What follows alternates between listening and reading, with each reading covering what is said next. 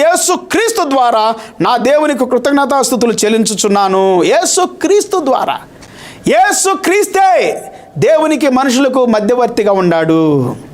ఆయన అభిషక్తుడు, ఇంకెవరు లేరు పిల్లరా. నీవు దేవుని చేరాలంటే, పరలోకం చేరాలంటే, దీవెలు పొందాలంటే, ఆశీర్వాదం పొందాలంటే యేసు క్రీస్తే మధ్యవర్తి మనుషులకి దేవునికి. యేసే క్రీస్తుగా, క్రీస్తే మెస్సయ్యగా, మెస్సయ్యే దేవుని కుమారుడుగా పరలోకము నుండి దిగి వచ్చిన రక్షకుడైనటువంటి యేసునందు విశ్వాసం ఉంచు. నువ్వు రక్షించబడతావు, నిత్య జీవానికి వారసుడు అవుతావు.